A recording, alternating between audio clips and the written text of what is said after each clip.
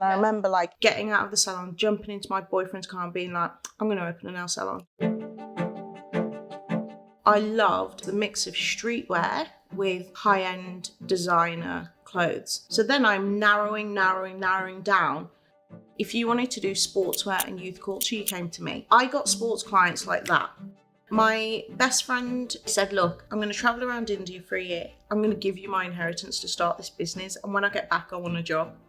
In the first part of Beautystack, engineers don't want to work for black women. They don't want to work for women.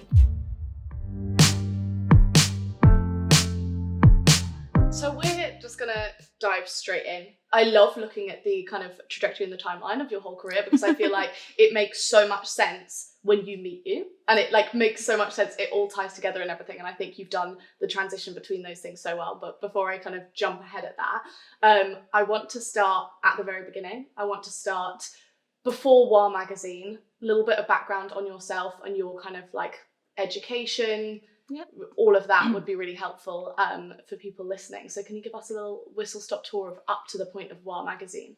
Yeah. So I was born in the 80s, 1984 baby, seminal year, in Wolverhampton. I come from a huge Jamaican family. I've got 8 aunties, 5 uncles, and about 100 cousins. Love that. I'm not exaggerating either. The last time I counted, there was 75, so there's definitely more now. And every Christmas we'd all get together. My father's Indian, but I don't know him at all. So I half Jamaican, half Indian, but very culturally Jamaican. Right. In Wolverhampton, we had cable from age 5, which changed the game for me because I was really introduced to American culture. I was watching like The Bold and the Beautiful and Dynasty and Oprah and Ricky Lake, and I saw this world that was beyond like BBC Two, which kind of made me really aspire to a lot of things. I also watched MTV religiously, and it was like my world into fashion and art and culture. So I was very much like a media obsessive from a young age. I went to the most wonderful primary school that I have such strong memories of. It was called Elston Hall Primary. It was so cool. They let me write school plays that would be performed by everyone else. I was the star of the school play like twice. They really supported me. I remember like playing football from age 5 with the boys, and nobody said anything. I played football my whole school life. And then one of my teachers, she said to my mum, you should really send her to this new school that's opening up. My mum's like, what? It's like 20 miles away. My mum's a single mum, 4 children. So she basically sorted out the application, and I did the interview for this school called Thomas Telford, and it was a massively innovative school. I feel like you would have loved it. It was 1995. Every child had a laptop. You had typing lessons. You had business lessons from aged 11. Wow. Everything was electronic. So there was no registration, no detention, no bells. You swiped into all of your lessons. You only had Where is the school now?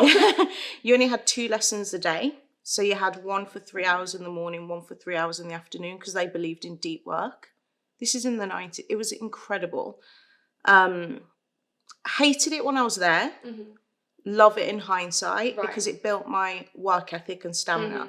So you got to imagine me being 11 years old, getting dressed by myself in the dark, watching MTV music videos in the morning, leaving my house at 7 o'clock at 11, standing on the street for the school bus, being bussed to the next town, starting school at 8:30, not finishing until 4:30, and then often doing after school classes as well, which were compulsory. So I had this like stamina from aged 11 to 16 that I think has trained me today. For like I can work, no one can outwork me, you know? Yeah. So then when I was 16, I really wanted to do creative A-levels, but my school, as you can tell, was so strict. Yeah. They didn't do them. So I went to the local college, and I was absolutely shocked at how relaxed it was. I was like, you're just going to walk up out of lesson? That's mad. But most importantly there, I did film studies, and that changed my life, changed everything. I had an incredible teacher. The first lesson was about linear narrative, which is defined, it kind of cemented everything that I'd loved as a child, because I was obsessed with Greek myths, classical, like I was obsessed with mythology. Yeah. And still am. And like when I did film studies, I just realised that what filmmakers do in 90 minutes, 2 hours is like squash human life into this time. And it just blew my world open, this film studies class. I also learnt a lot about politics from film studies, you know, about miners' strikes. I got an A in film basically because I was like, so I got 11 GCSEs, film studies, business, English language, and then I knew I wanted to go to Central St Martin's from age 12. Every year from age 12 to 18, I called the university and asked for a prospectus just to check the course was still there. And I was reading Vogue and everything from like 12, 13. So by the time I got to the course, when I did my interview at Central St Martin's when I was like 18, I kind of like knew everything because I've been overstudying for it, which I would actually recommend against now because it didn't even give me space to learn because I was so over prepared. I got told in the interview that I'd got a place, and I graduated with first class degree from Central St Martin's fashion communication, and I found the whole degree a breeze. I was like, this is too easy. Like, I need more academia. I worked the whole way through my degree for Kim Jones and Nicola Formichetti, two incredible people in the fashion industry. I learnt everything from them. I learnt about referencing, casting. I learnt a lot from Nicola, actually, about management of commercial and creative endeavours, because he always was financially successful in his career from a young age, and I watched that and was really inspired by that. I learned how to speak to clients from like age 19 from both of them, because they're both incredible creative geniuses, but they always pleased the client in the best way possible while maintaining their creative integrity. So then when I graduated, I knew so many people in fashion world. And how did you get that? Was that an internship or? Oh yeah, so when I was at college, Walsall College, so I went to Wolverhampton College, then I did an art foundation. You have to do it to go to art school, it's compulsory. I photocopied Nicola's fashion shoots from Dazed and Confused magazine, and I made them into a pop-up book.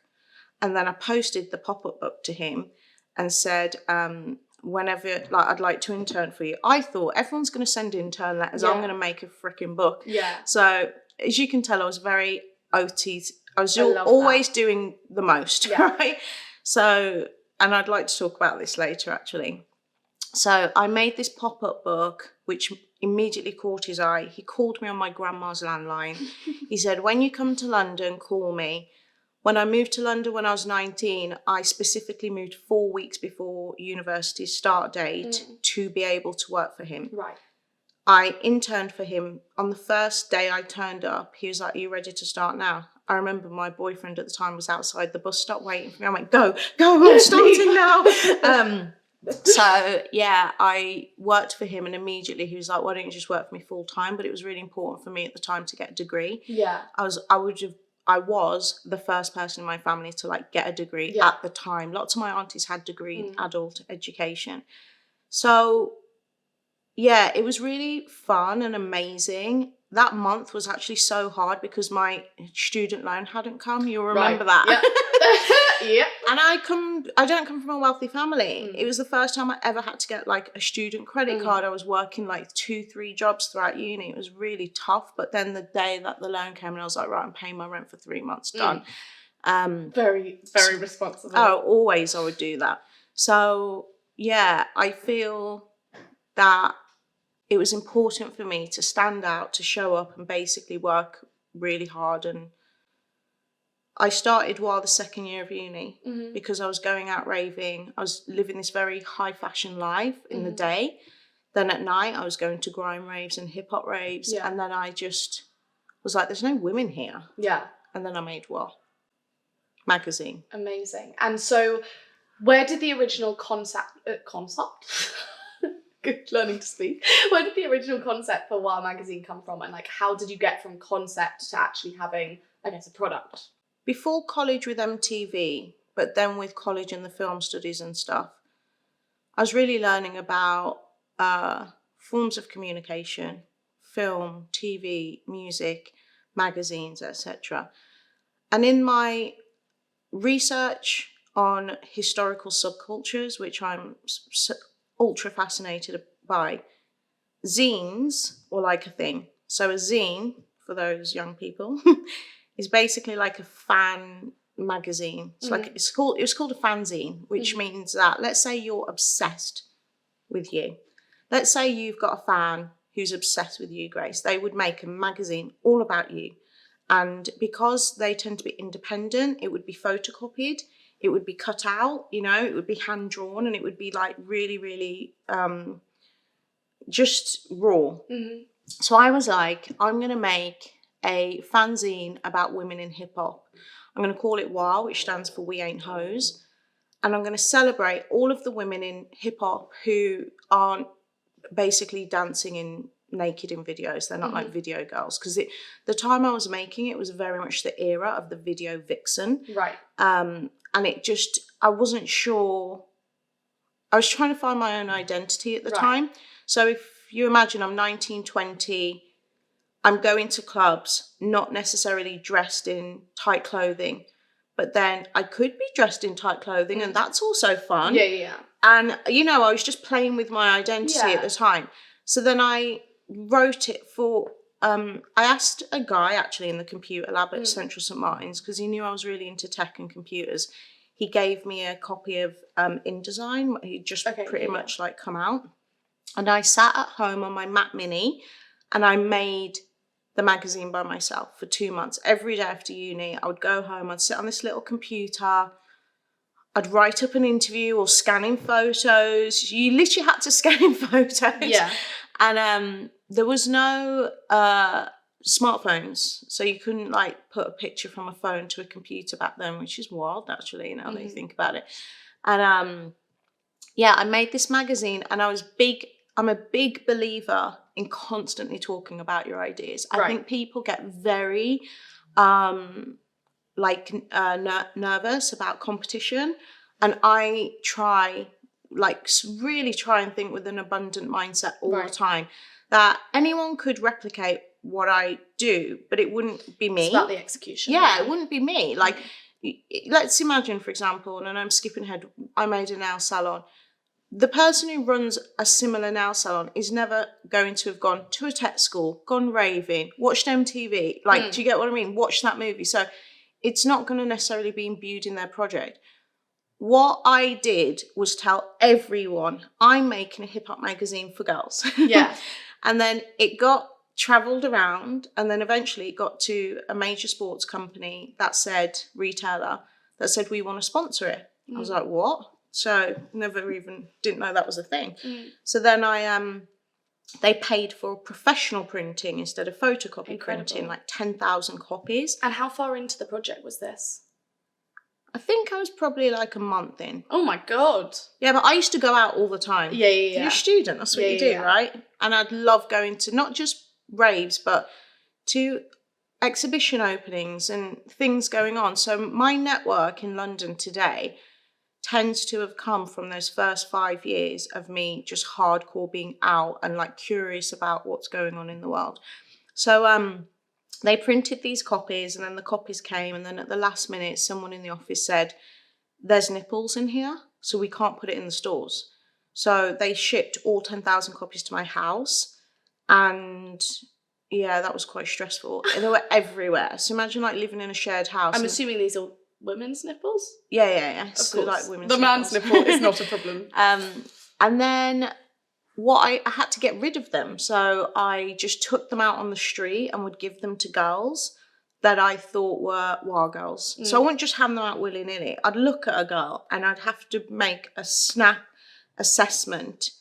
Like, do we share the same values? Do we have the same mindset? Right. So it wasn't like I was like, you're not cool enough to have this magazine. It was more like, do you represent what I believe the future of like women in hip hop or women in the creative industries is? And then I would give it to them. And then I made a blog. in 2006 on Blogspot.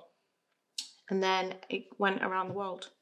Incredible. Yeah, it was fun. And how did that turn into Wa Nails? Was there a lot of connection? I guess the connection is the kind of the ideology behind it and the concept rather than the business.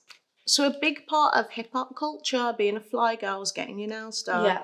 And I lived in Dalston. I lived in Hackney from the beginning of my London years for 13 years basically. And there's nail salons everywhere in Hackney. And this wasn't part of Wolverhampton culture, so I'd never got my nails done before.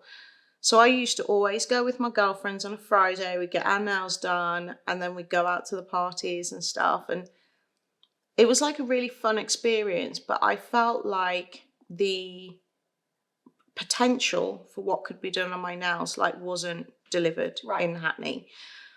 When I graduated, my biggest client was Nike, and I absolutely loved it. I was consulted for them for a good decade. And what they're incredible at is building a global community of, they basically invented the term influencer way back. And they would send me to Asia and to LA, and I'd go to New York and all these places, and all these really cool nail bars. I also always loved Japanese culture. So if you go to the Japan Center, you can get these nail magazines. So in 2007-8, I would be getting these nail magazines from Japan, and I'd be trying to replicate them in the local salons in Hackney. And I remember there was a Christian Dior show where there was a double French, so a French tip, and then a half moon, the same colour, which is classic Dior now. And I took it to my local nail salon, and they just would not do it. And I was livid. And I remember getting out of the salon, jumping into my boyfriend's car and being like, I'm going to open a nail salon. I literally, love that. I'm like, dead. This is at Christmas, 2008. And before we get to the actual opening of the nail salon, just when you said Nike were your biggest client, at this point, was it at university that you were doing consultancy for these brands? Yes. So, do you know something? Even just reminiscing through this story, it was such a great time in my life. I had so much fun. I was feeling all my passions. Because also I forgot to say, I started doing a master's degree at Goldsmiths. Okay. So I applied for the master's in April. I got my place and I started it in October. But I actually got my first Nike job July, immediately after graduating. I went to Milan for a styling job. So then I was like, it's fine, I can do both. So I would go to Goldsmiths, I'd take my suitcase, I'd put it in the cloakroom with these lovely Jamaican women. I'd be like, just watch my suitcase, please, until after class. I'd do my classes, then I'd fly to New York and do a styling job. And so I would do that. I did that for a couple of years, but it got too much. And I postponed my master's twice, deferred, so that's the word, before being like, I'm never going to finish this. And actually, I regret it so much. Yeah, because I could have had a master's. Yeah. And I did all the classes. I just didn't hand the essay in at the end because I didn't do the reading. And I was just like, I wish I'd done that and pushed myself a bit harder. And how did you even start to get those types of styling jobs and those consultancy jobs when you were at university? Yeah, that's really... it's really important, actually. It's something I talk about all the time. One of the essays in my book is called Play Games You Can Win. And the way I liken it to is, imagine you're in a tournament and there are all these different games going on, and so my tournament was fashion. Right? And in fashion, you can have lots of different roles. You could be a photographer, you could be a writer, you could be a publisher, an editor, but I love styling. And by the way, at my degree, the one good thing about it is they make you do everything. So fashion communication, you pretty much do everything apart from making clothes. So I did a bit of photography, did a bit of journalism, and I loved image making. So I was like, I want to be a stylist. So when I started thinking more and more about being a stylist, I looked at the type of stylists that were out there. And again, this is pre-Instagram. This is 2003 when I started my degree. I knew I loved menswear more than women's wear. I was always, I was playing football. I was always a bit of a tomboy. I love streetwear, skatewear. So I honed in on everything menswear, which is how I found Nicola and Kim Jones because both of them were doing the most insane menswear. Within menswear, there's lots of different menswear. You could be a band stylist, celebrity stylist. You could be doing GQ or high-end stuff. What I loved, and again, you know, Nicola and Kim really pioneered, was the mix of streetwear with high-end designer clothes. No one was putting like Comme des Garçons and Supreme together before like they were doing it. So then I'm narrowing down. And what I was obsessed with was youth culture and casting like teenagers and like making the shoot look like a real scene. So I worked following my passions and my interests, but really worked on becoming the de facto person for, if you wanted to do sportswear and youth culture, you came to me. So I got sports clients like that because what you want to do, and I tell like my audience this all the time, you want to be the definitive, indispensable go-to person for the thing that you're known for. So rather than doing like lots and lots of different things, I'm very good at saying, here are my pillars. And my pillars change every 3 to 5 years. But when I was graduating, my pillars were street, sport, youth. And it wasn't even male or female, to be honest. It was just street, sport, youth.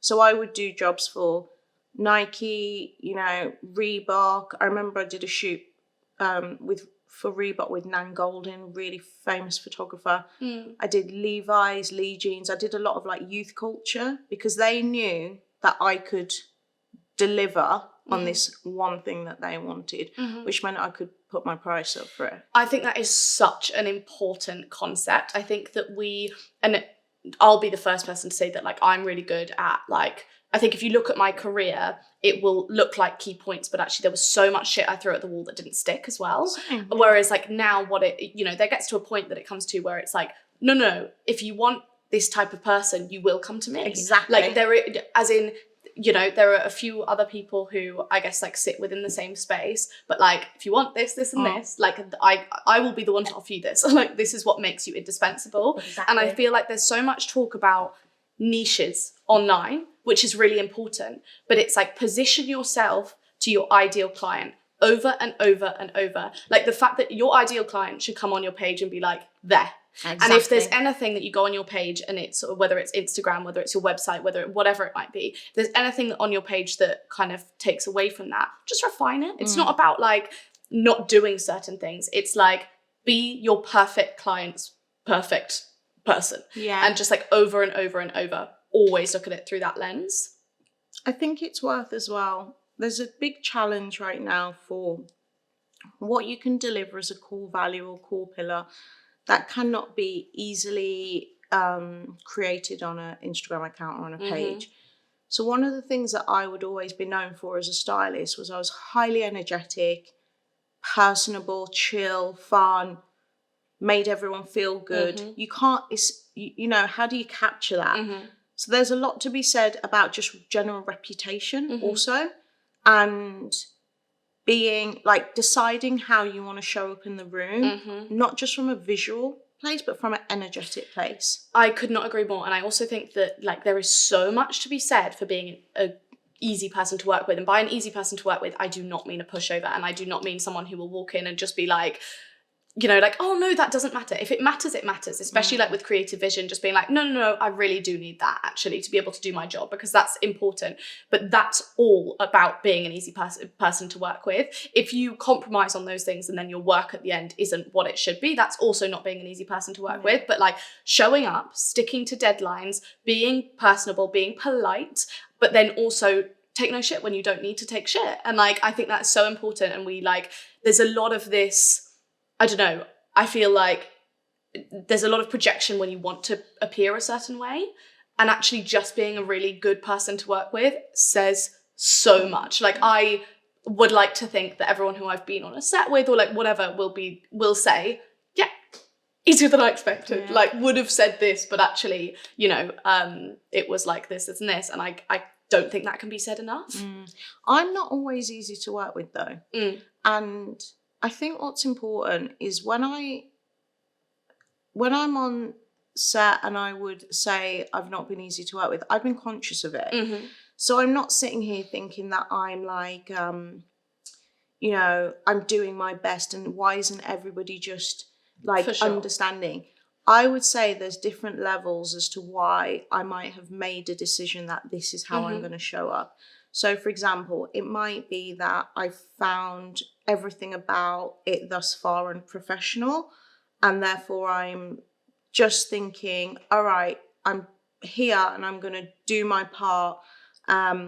But there's bits of me that I'm going to protect because otherwise it, you know, I'll be 100%. submerged into this mess. For example, there's times when I've been, if I'm honest, a little bit resentful. Like I've been on set with all white teams, which I just look around and it actually upsets me. And then I can't give my full authentic self to the job because I'm like, there are no black people on this team. There's no black women on this team. Why would you, knowing who I am and what I do, not make a diverse team? And then a little part of my soul like shuts down and I'm not fully giving, you know. And then there's other times when I'm just like, have to explain to someone, I'm not well, I'm having a bad day. 100%. You know, but I'm here and I'm going to show up. And the outcome, I'm very obsessed with outcome versus process. I make a decision. Is the process important or is the outcome important? And sometimes I'll just have to say, look, the process is not going to be nice. The process will be difficult. It will be challenging. It might be ugly, but the outcome's going to be amazing. So you're going to get your good outcome and it might be a bit painful, but you know, or the process might be important. It might be that I don't care what happens at the end, but it's really important that this team works well together, gels well together, etc. 100%. And then maybe it's less about being an easy person to work with and more about just being a good person to work with, because at the same time as it not being, in terms of the like take no shit thing, it is at the end of the day, either if the outcome's not good because you took shit or you don't feel good after the job because of that reason. I think that's such a good point. And it's one of those things where it's like, I'll be a good person to work with. That doesn't mean I'm going to be agreeable the whole time, because I need to be unagreeable to be able to create my best work or to be able to show you that this is the way I work. It's just an awareness, which is what I can't stress enough. I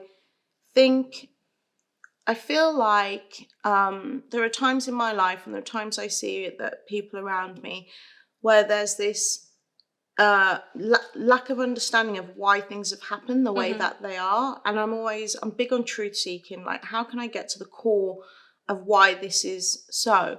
And I think as long as you have a consciousness and awareness to, you know what, I was mean to that person and it's nothing to do with that person. It's because of X, Y, Z, or that person reminds me of my ex that traumatized me. And now I know this, I can go and make amends with that person rather than being like, why is this happening to me?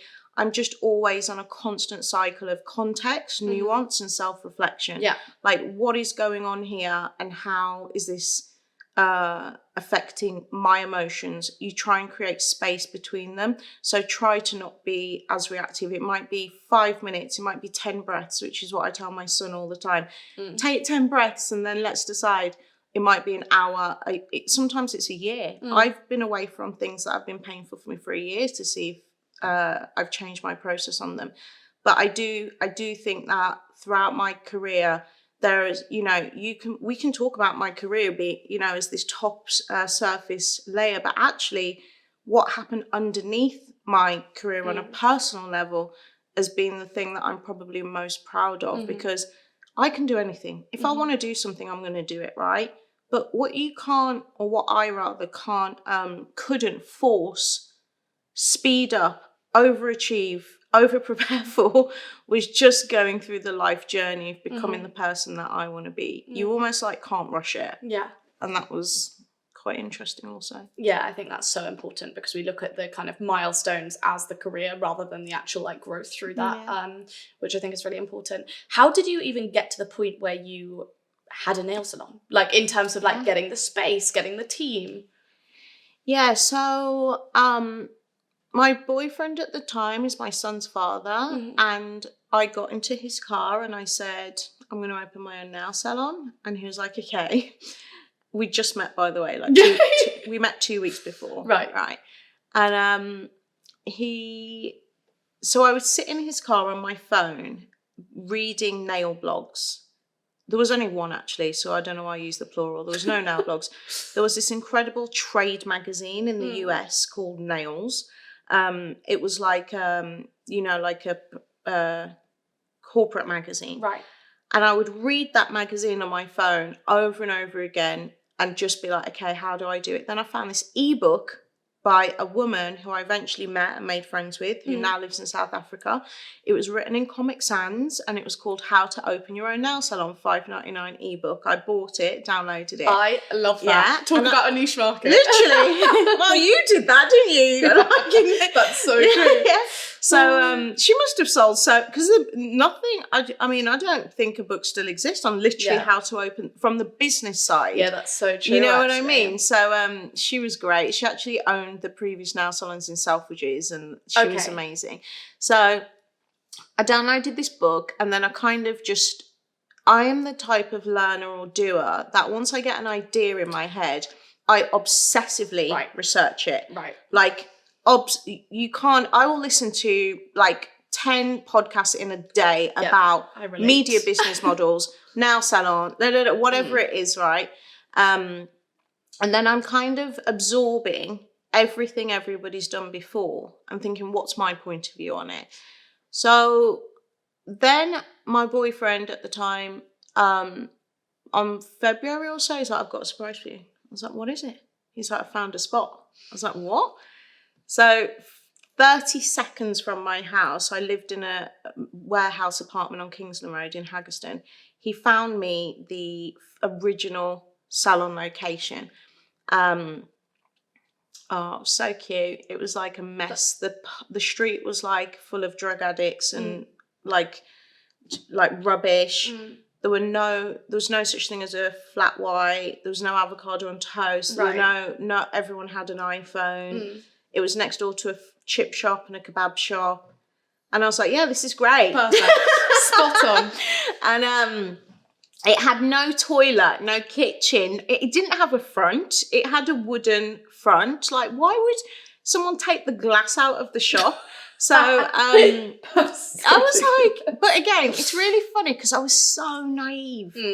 I love youthful naivety. I completely agree. I talk about this the whole time. I love it. When I see someone who's like in their early 20s and they're like, I'm going to do X, Y, Z, I'm like, yes, you are. I would rather every day of the week you be a naive doer, because it's like you will learn within seconds, but also no one's telling you not to do that thing. I completely agree. Like when I look back and people are always like, I literally had an interview yesterday and they were like, what did you learn? Like, what's your biggest thing that you like look back and thought was one of your strengths? And I was like, honestly, naivety. I didn't know the risks I was taking. As in, like, it wasn't like, oh, this could end me up in 200 grand's worth of debt. I'd literally. Be like, and it wasn't even a security thing. It was about the fact that, like, no, I'm going to do this and I will make it work. And I understand for me that very much comes from a position of privilege, but it's also like the way you make decisions, no matter what it is, whether it was like us building an app at Shreddy or so, I was like, yeah, sounds good. Let's do it. Like, and then you become like, as with you, like I become obsessed with the idea and I will make it work. And like something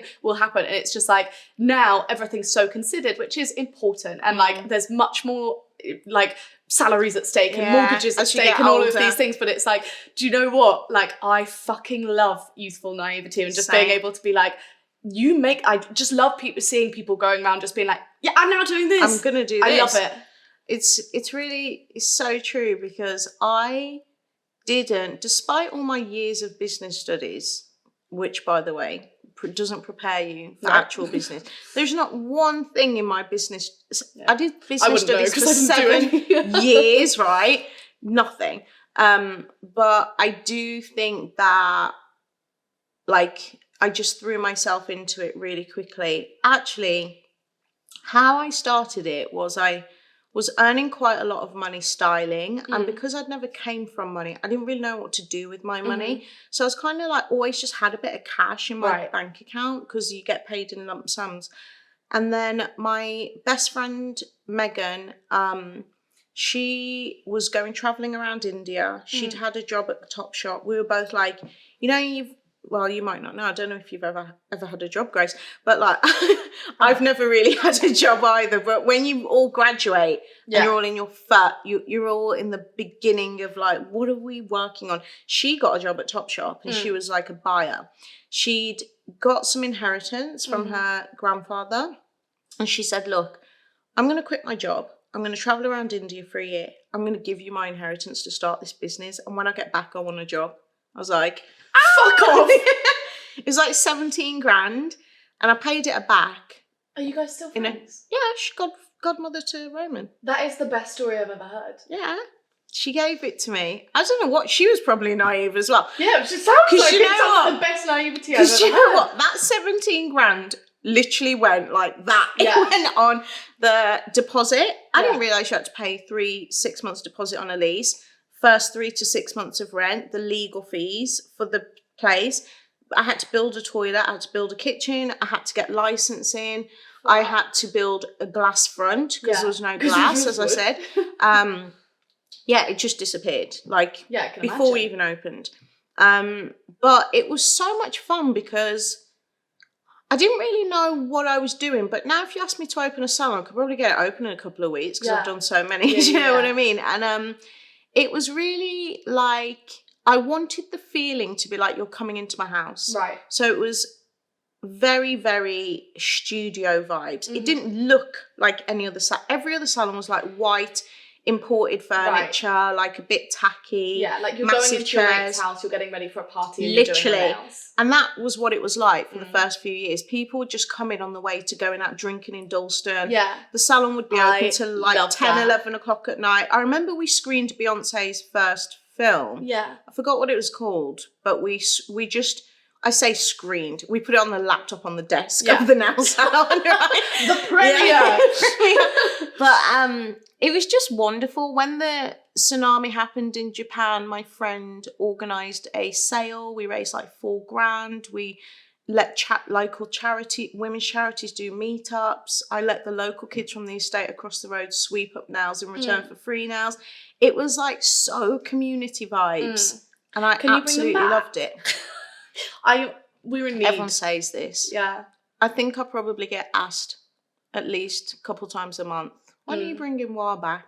I would love to do it, but I learnt after about 3 months that it wasn't really a scalable business for me. When I say scalability, it wasn't like as a business this couldn't scale, because it could. There were nail chains everywhere.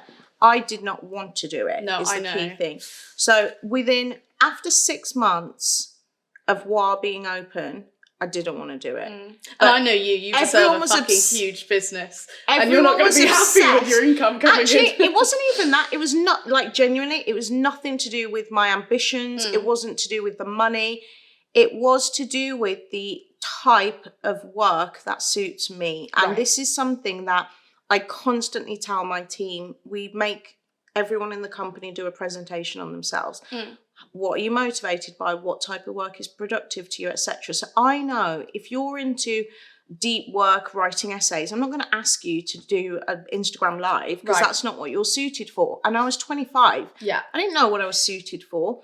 I was not happy from 6 months in, yet everyone was obsessed with it. Yeah. So I couldn't shut it. I felt like I was beholden to the audience. I'll tell you what I didn't like. I don't like managing large amounts of people. So I had 25 nail artists and there was no management layer between us. So it was me doing like business stuff and then nail art, and that was it. I had an amazing fledgling career of styling. I was earning thousands of pounds putting clothes on people. Yeah. I was literally living my absolute best life. I was traveling around the world. No, I could never have dreamed as a 12-year-old in Wolverhampton that at 23, 24, I was literally like flying to Portland to deliver workshops for Nike. That was like, I was so happy. Yeah. And then I was trying to do both. As I've mentioned with my masters, it's a common thread. I try and do both before I have to let go of one. And I had to turn down styling jobs because the salon, the shutter was broken in the morning. It was just too, and it's too like, and there's a lack of automation, and exactly. in terms of like what you can do, and therefore like, oh, you're a creative as well. Like when you're sitting there being like, I need to deal with someone payroll. who's exactly, and it's like, this is not for me. It just was so overwhelming. But it's not how you're best spent. Like you're best spent doing like the ideas and doing the styling and like all of this. And then when you're sitting there trying to deal with an employee that's not like, you know, what any of these things, it's like, this is not my calling. It's not, you know what though? I have sort of made it because it was a big frog that I had to eat, which is management, right? Leadership and management being two different things. It's taken me so long. It's taken me 15 years to feel that I have a confidence in managing. My team right now, I'm realizing who I work best with, how to motivate them, because I've made so many management mistakes, every one in the book you can imagine. But why wasn't I happy? I was actually depressed. When I look back at photos, I look so thin. My skin's terrible. I look like shit. And I also had a baby at the time, you know, and I was also breaking up with my partner. And I remember seeing this photo, like a video of, I think it's a meme now, naturally, of someone who is in the sea and they're trying to swim to shore and the sea's like crashing like crazy. And then the person just stops and then they just let themselves be taken out by it. And that's how I felt. I remember seeing that little video being like, that's how I feel. Yeah. I feel like I'm floating and everything else is deciding what I should be doing or where I should be going. We never said no to a job. We pioneered pop-up nail bars. Like no one was doing that. We traveled all around the world. I sent girls to like Russia, to Japan, like everywhere to do pop-up nail bars. And we just said yes to it all because it paid the bills and it was a stress. But it was fun and pioneering. Yeah, and you made something incredible. Yeah, it was really cool because girls loved it. And now like the girls who first came to WAR, I have grown up with me. Which I'm sure they have your audience too. They've grown up with you from your YouTube days to now. And it's like, it's actually quite sweet to think that you reflect or represent a life experience of another woman who's going on the same path as you. Yeah, that's really interesting. So stressful.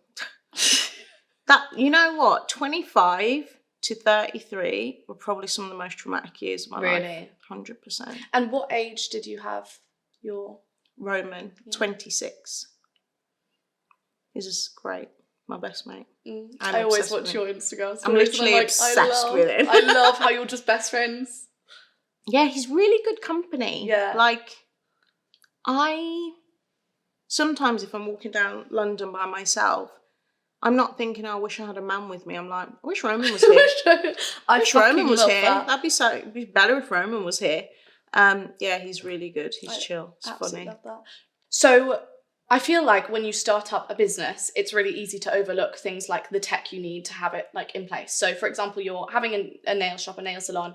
The first thing you think about isn't necessarily tech. However, we obviously know that tech can increase like the productivity. It can increase like how you're processing your business, all of these things. How did you know what platforms you needed, if any? Yeah, so tech has been a thread through my entire life, from a small girl thinking about how does my cable box work, you know, how am I getting MTV? When I went to that techie school, as I said, we all used laptops. You know, I remember I had a pager. I love tech as a vehicle for creativity and as a vehicle for connection. Those are my two main things. So with the salon, we knew really early on that we needed to get a booking system. The problem is that I was using really cool platforms like Tumblr and, you know, I remember Uber was just like coming through and then I was looking at these booking systems and they were not nice at all. And I felt like the user experience of that kind of, and like entrepreneurial software did not match a consumer experience. So actually tech was something that parlayed, like the lack of high quality tech in the salon industry is how I then came upon Beautystack. Right.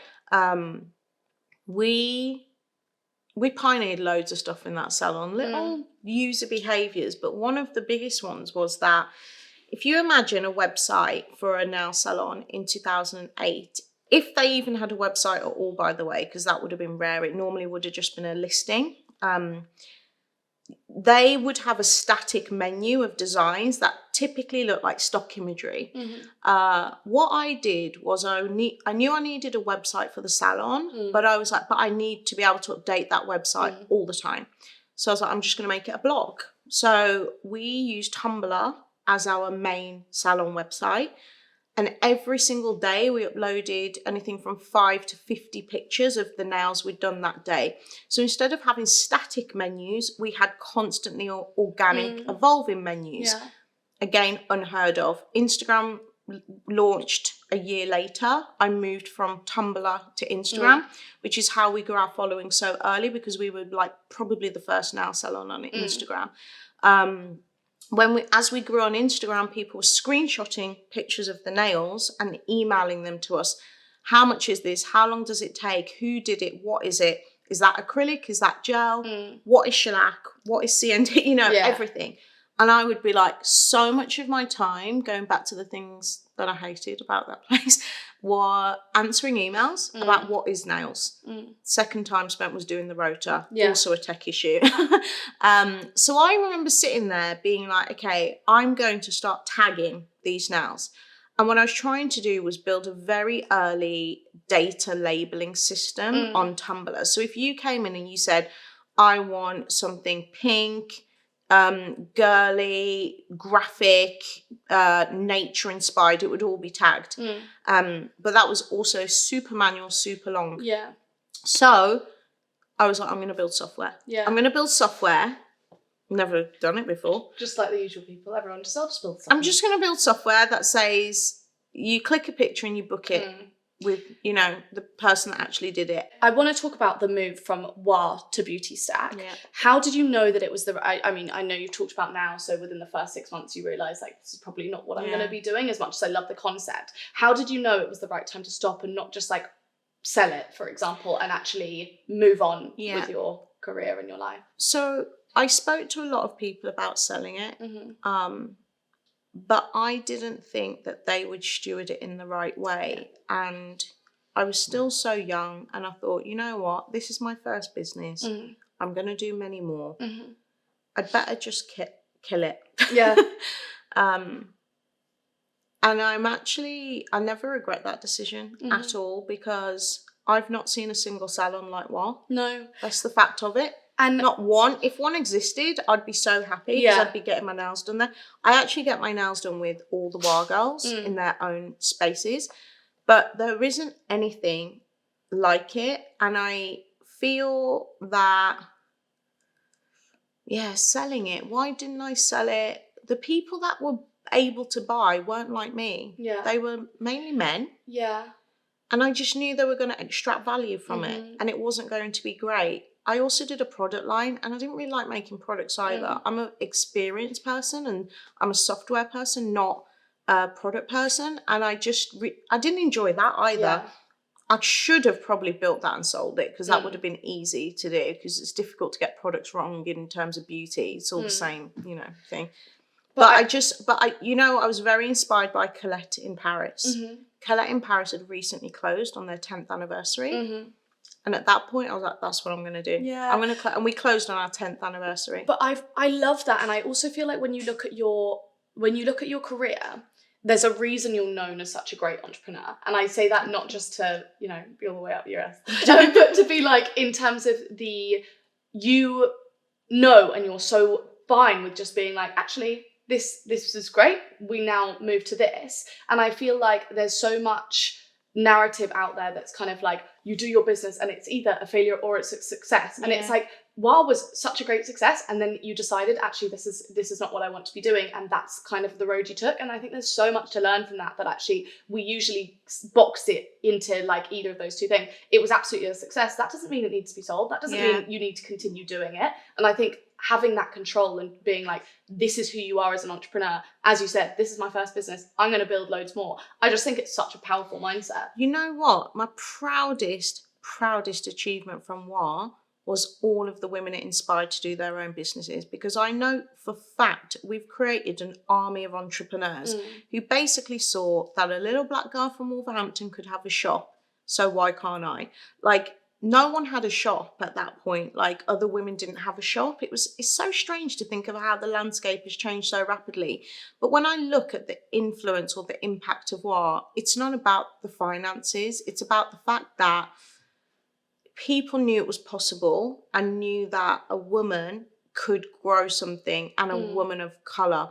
Actually, the growth is probably the thing that is my like hill or challenge to climb, because what I know from my career and my personality is that I like the founding part. I don't necessarily like the scaling part. So I'm very good at taking things from 0 to 10. I haven't successfully taken anything from 10 to 100. I've not actually scaled anything. I've scaled a mission or a purpose. I would say I've scaled ambition, you know. I've scaled this mentality of you can do whatever you want or be whoever you want to be, but I've not scaled something globally. So it's a personal challenge for me with the stack now to be like, yeah, do you know what? The function of this business is to be a global business, whereas the function for WA was to be a creative and inspirational business. The function for Beautystack was to empower other beauty professionals. And you know, I feel like we've got so much more to talk about, because the pandemic put a, you know, halt to that business. I could have just ditched it and moved to the countryside and raised chickens, but I was like, actually, I think there's another opportunity here.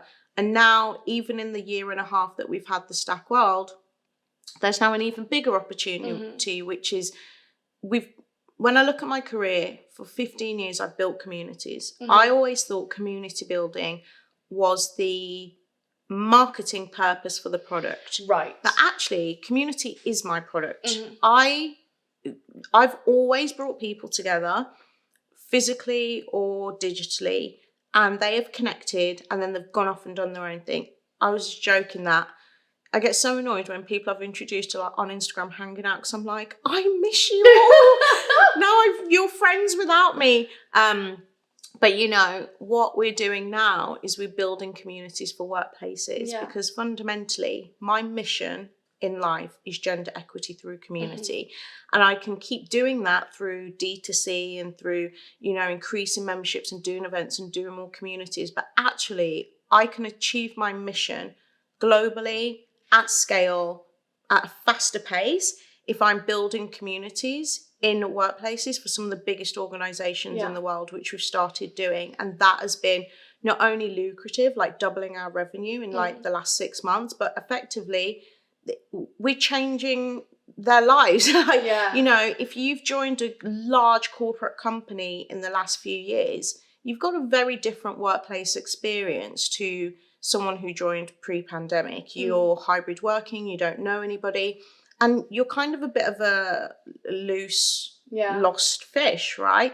So we're like, businesses, going back to the tech point, businesses have a desire to maintain a company culture that is inclusive, educational, like is promotional to women, helps women get more leadership roles, etc. But there's no software that they're using for that. They expect HR managers to put on women's events. I'm sure you've done panel talks at large corporations where, you know, it's not that person's job. And what we're saying is you can build communities in companies through software. And we're excited to be selling the Stack World at work to businesses because, you know, it's kind of nice to actually end up here after everything. After this whole thing that I've just told you. I'm like, I've always been around groups of people, bringing them energy, bringing them information, bringing them network, connecting them together. So why don't I just make that my business and see where it goes? Yeah, I mean, networks are so important and Without also a doubt. so daunting and so like terrifying. You kind of think of network and you think of like old school like nepotism network. You don't necessarily think of like getting into your career and being able to like just build it around people who don't necessarily need to be in exactly your job, but like people who are doing kind of similar things to you. In our example, like other entrepreneurs, like all of this, like people who can connect. I don't think it can be overstated, like the importance of that. Absolutely. And I just want to quickly touch on funding. Yeah. So according to Business Insider, you are one of just 10 Black female entrepreneurs in the UK in the past decade who have raised VC. What in the flying fuck is that about? I mean, I think we all know what it's about. I mean, what can be said about this? I feel like that I don't want to repeat anything you've already said with Michelle, which I listened to, which I thought was brilliant, by the way. Love, one of my besties. What I would say, in addition to what you discussed previously about funding, is that you can give. I got over the first hurdle. I raised VC money. I probably raised one of the top rounds for Black women. The second hurdle, if you manage to get over that one, is how you spend that money.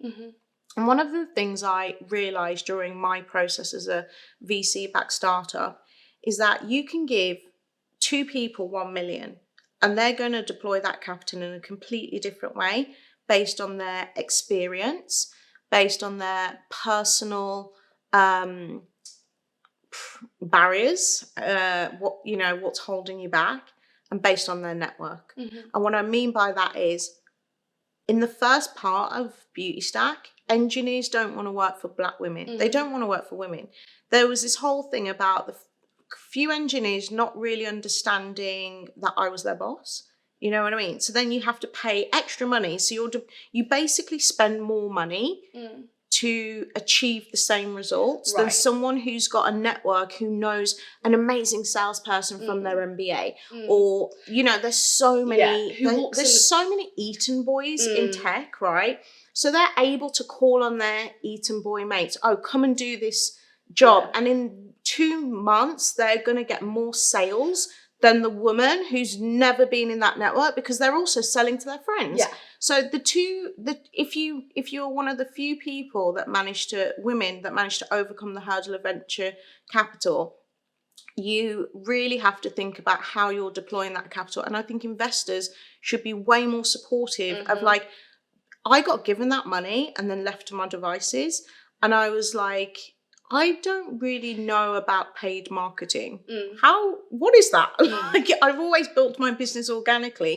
There were all these things that I just didn't know how to spend the money. And it's one of those things that, to correct the pattern, it's not about just putting more money in one direction. It's about putting it productively in a direction that you can constructively help people to be able to deploy that. Because, like, I mean, we've talked about this before. The WeWork founder raised how much, last month? And we can't, female founders, especially Black women, like, cannot raise money. As in, I don't mean that in terms of like an aptitude. I mean that in terms of the landscape.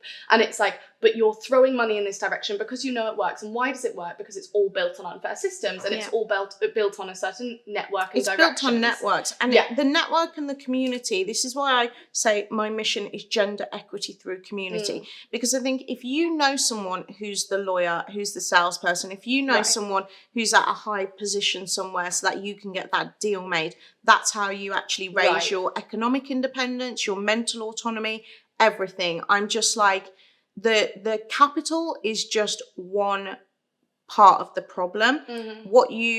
How you help that person build their network around that capital to make that capital as effective as possible is the second part. And I feel like that's the next challenge. And that's where people like you who are able to create great communities and networks can be able to actually say like, no, fuck that. This is a ready built system that you know through your parents or through your school connections or whatever. We're going to make that community so that for each penny deployed, we can match what you're doing.